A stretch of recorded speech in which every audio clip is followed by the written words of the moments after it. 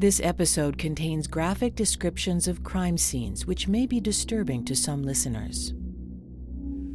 Today we're bringing you part 2 of Man on the Stairs, the strange story of Marla Ware, whose decomposing body is discovered in her own home weeks after being reported missing. Witnesses say they heard movement in Marla's apartment, and one described seeing someone lurking near Marla's door, all in the days before her body was found, and at a time when she was believed to be dead. This is APB Cold Case. Here's your host, former police chief Mark Spahn. In part 1, we learned about 35-year-old Marla Ware. In 1998, she was living on her own in a second-floor apartment in Oswego, New York. Her birthday was on June 5th, and that was about the same time she was last seen alive. There were apparently 2 parties to celebrate her special day, one attended by a handful of people on June 3rd, and another on June 4th that was just Marla and a male friend who was about 30 years her senior. When we left off, we were talking about a person of interest in Marla's case named Ray Newton. If you remember, Ray had been at Marla's birthday party on June 3rd, and when he asked Marla about them moving in together, she said no. Apparently, Ray didn't take rejection well, because according to witnesses, he seemed out of sorts for the rest of the evening. Lieutenant Brian Thompson of Oswego PD said that Newton had a violent past. He told us about an incident in March 1993 where Ray Newton and his live-in girlfriend head out for the night, leaving their child with a babysitter. But when they return home, there's an argument, and Newton brutally beats his girlfriend in front of the sitter. Babysitter leaves, basically told, if you tell anybody about this, I'm going to kill you. I don't recall if she ends up calling, but I know that the victim in this ended up basically laying in bed for a period of time without medical attention before I think Mr. Newton finally called EMTs. A report in the Syracuse Herald-Journal said that Newton left her without medical attention for 24 hours. The victim, who had slipped into a coma, spent 6 weeks in intensive care. Reports say that Newton was initially charged with attempted murder, but accepted a plea bargain to felony assault and reckless endangerment. His girlfriend pleaded with the judge not to send Newton to prison, insisting that she believed his story that she slipped and fell rather than being assaulted. But the babysitter was an eyewitness to the brutal attack and apparently filled in some of the details. Newton was sentenced to a year in jail. Lieutenant Thompson next told me about a case from 2006. Mr. Newton actually slashed the throat of a girl he was dating with they believed either a small knife or some sort of crystal that he wore on his neck. She ended up transported to the hospital and survived. During that case, while they're investigating it in the very short aftermath, they find him again still at her residence. They didn't live together. He remained in the residence after she was taken away to be treated at the hospital. The Syracuse Post-Standard reported that Newton was convicted of reckless endangerment and criminal possession of a weapon after a jury trial. Another incident 9 years later involved a member of Ray Newton's family. 2015 is an incident with his own mother. His mother was older at the time. They lived on Ellen Street here in Oswego, which is kind of the Newton family homestead. She had sustained a broken leg or some sort of leg injury at the time. He was living with her and she was asking for some assistance. You know, she's an older lady with an injury. She needs help. She had asked her something to drink or for dinner. And at that point, very, very calmly walks in, drags her to the floor and tries to suffocate her with a pillow. The next case Lieutenant Thompson told me about was an investigation that he was assigned to, a burglary involving Ray Newton. So then you jump to 2020, and this is the case that I worked on. It was a burglary. We're in the throes of the pandemic at this time. Young girl lives by herself here in the city. She's in the National Guard. She gets deployed down, I believe, to New York City to assist with COVID relief and all that, at which time he ends up burglarizing the residence, stealing various items, and actually lives in the house for a known amount of time. So again, that same kind of pattern is popping back up where he's living in this residence while she's away. But Newton wasn't caught inside the woman's apartment. It would take an investigation to determine who had burglarized her home and decided to live there while she was gone. So that neighborhood in particular, the people who live there have all been living there for quite some time. They're very cohesive. They look out for each other, and there's a lot of cameras in that little stretch. During interviews with people in the neighborhood, a common thing kept coming up across interviews that they've been seeing. They call them the man in the trench coat in the area. The guy walking around in a trench coat who they aren't sure who he is. We pull hundreds and hundreds of hours of video footage.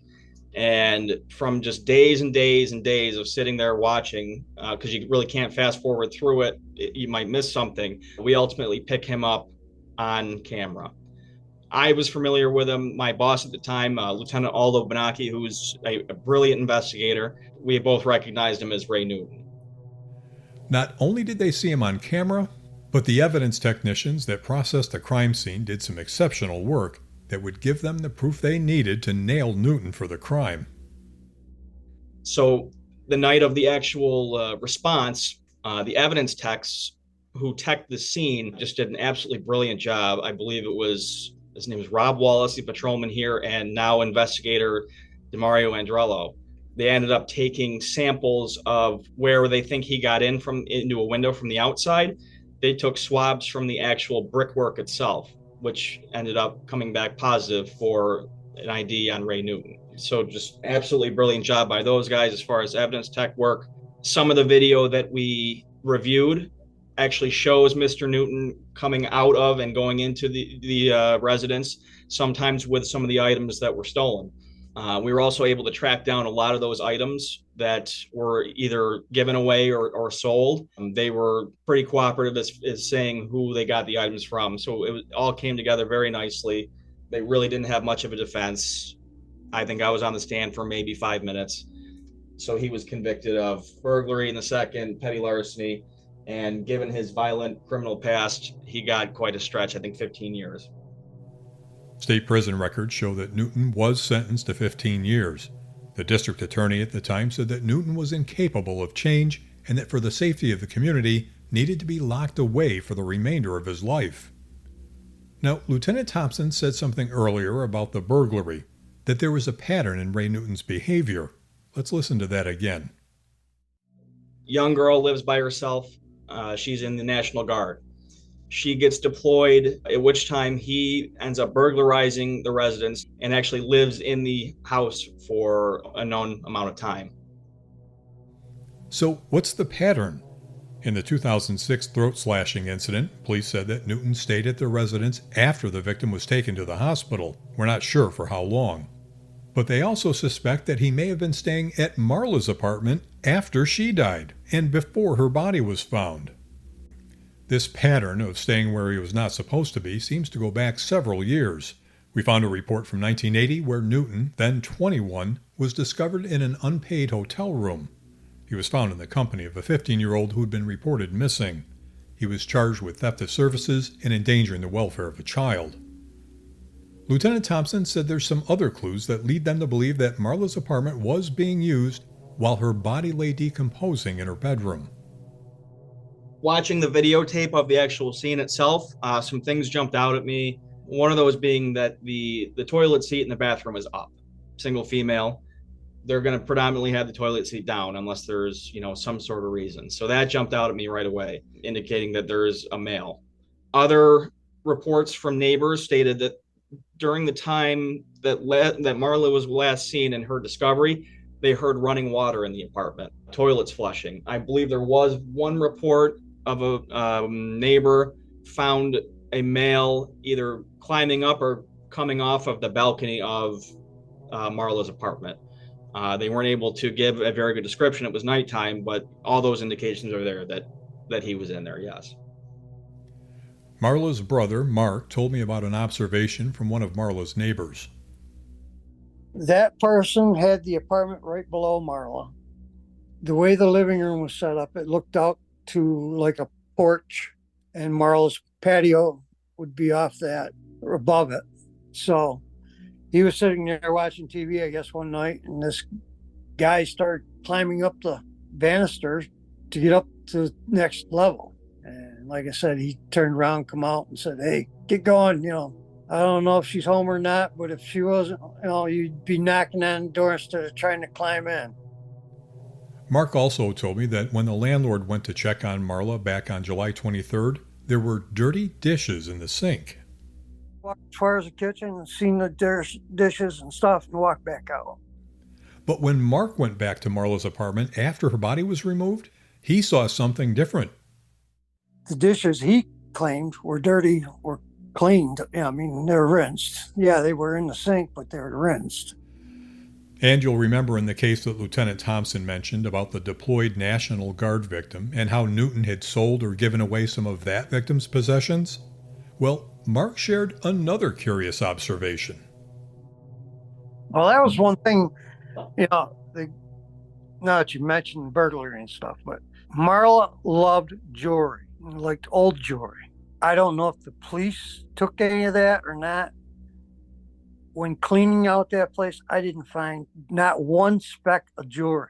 And she had some of my grandmother's and some of my mother's jewelry and stuff that she had bought. That was, you might say, was a hobby of hers. She liked going looking at jewelry and stuff. And we didn't recover any jewelry at all. So as we've probed deeper into Ray Newton's prior crimes and his MO, we can see why police are so interested in him. I asked Lieutenant Thompson if detectives interviewed Newton about Marla's death. He said they did speak with him while he was being held in jail. At the time, he was locked up at Oswego County Jail for the forgery of the check that Miss Ware had reported and for the stolen vehicle. There was a couple different occasions where they tried to interview him. They didn't get super far. He basically got upset that they were interviewing him and blew them off. I mentioned before, I think that one of the investigators kind of floated that idea of, hey, maybe this is how it happened and you just kept living there. And again, he didn't outwardly deny it. So getting back to Lieutenant Thompson's theory, given everything that we've talked about so far, I asked him what he thinks happened. So we talked before about the case where Ray tried to smother his mother with a pillow. Given that there was no obvious trauma to the body upon autopsy, my theory is that he did the same thing here. He either smothered her with a pillow or manually strangled her, which I'm leaning more towards the pillow because obviously strangulation can cause damage to bones in the neck that would have probably been obvious at autopsy. Not always, but a lot of times. But police seem to be lacking that additional evidence that might get them to a point where they can make an arrest. And even though the case has gone cold, could this be one of those cases that benefits from recent advances in DNA science? The pillow itself was one of the items that was collected. Not too long ago, I was speaking with one of the people here who was the property clerks, who's kind of more savvy to some of the techniques that are effective. They mentioned a technique the state police has available where they basically put an evidentiary item in this solution where they could test the solution afterward for a certain DNA. So that pillow has been sent off to the New York State lab to get it retested, especially with the theory that, if he grabbed onto it on both sides to smother her, there's potential that there could be some DNA evidence there. We know that Ray Newton was at Marla's party with other people prior to her death, so we can expect that the DNA of any of those people could be present in different places within her apartment. But what if Ray Newton's DNA is on that pillow? Things like that are happening more and more, and the techniques that are being developed regularly give hope that one of the possible pieces of evidence could hold something. They collected a number of things that they considered might have been brought in or used by a suspect. The apartment itself was in pretty advanced stage of disarray, and all accounts from witnesses are that Marla was very, very orderly and clean, and she kept a very clean house. One of the things I noticed that was present was a couch that looked like it had been repositioned to watch a TV that had also been pulled to a different spot. I'm guessing that the TV itself may have been in Marla's bedroom and he couldn't stay in there any longer. So he brought it out to the living room and moved the couch. Cigarette butts, cups, things of that nature could potentially give us something. There's also another piece of evidence that was brought to police in this case. It happened when Marla's brother was cleaning out her apartment in the days after her body had been removed. As I was cleaning out the apartment, in the couch under the cushion was a wallet, and I had picked that up with a baggie, inverted baggie over my handsaw, and just touched the corners of it, took it down to the police department. He hadn't opened it to see who it belonged to. I asked Lieutenant Thompson about the wallet. It turned out that it belonged to a male friend of Marla's who had last seen her about 6 months before she was last seen. Police said that receipts in the wallet confirmed the man's version of events. But what about Marla's other so-called boyfriend, Francis Dan? Marla's brother told me about that relationship. If Marla needed some money for something, she'd always call him. He would come down, take her places, and they go and do things together. So, I mean, yeah, he was kind of a boyfriend, but, it wasn't an exclusive type deal. He was considerably older than Marla, 30 years older, and he was presumably one of the last people to see Marla on June 4th when he came to her apartment. Police say that Mr. Dan spoke with them about what he knew of Marla's last known movements. I asked Mark if he ever spoke with Francis Dan again. He attempted it a couple times, and we run into him at the store, and he, I didn't do it. I'm telling you the truth. I didn't do it.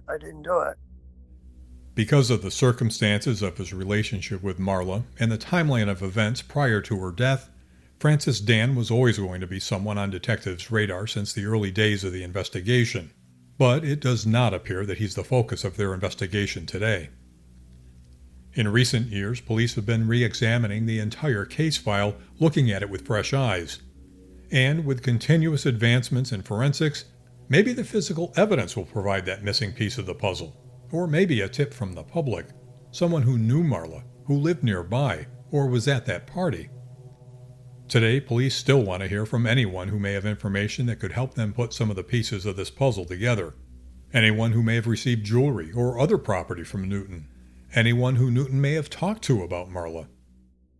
Either DNA or a confession, which I don't think is in the realm of possibility, or somebody to come forward with some sort of lead that just evaded investigators. Some witness that saw something, heard something to that effect.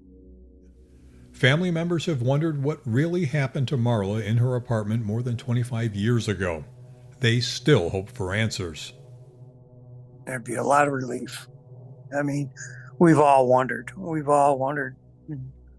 She was taken from us way too early. My kids loved her. And she'd come out and play with them. And police have not forgotten about the case. In fact, this investigation has special meaning to Lieutenant Thompson. I had an uncle, he was a captain here at the time of this incident. He passed away before he was able to retire. He worked on the case here and there. So it's always kind of rewarding to me to be going through case files and to see something he did or his signature or, kind of a special thing for me. And while that family connection is a matter of pride for Lieutenant Thompson, he told me that his main concern is getting justice for Marla, whatever that answer might be. If you or anyone you know has information about the death of 35-year-old Marla Ware from Oswego, New York in 1998, call the Oswego Police Tips Line at 315-342-8131. Be sure to check out our show notes and the blog for this episode at apbcoldcase.com. Thanks for listening to APB Cold Case. Tell us about your cold case at apbcoldcase@spawngroup.com. APB Cold Case is an original Spawn Group production.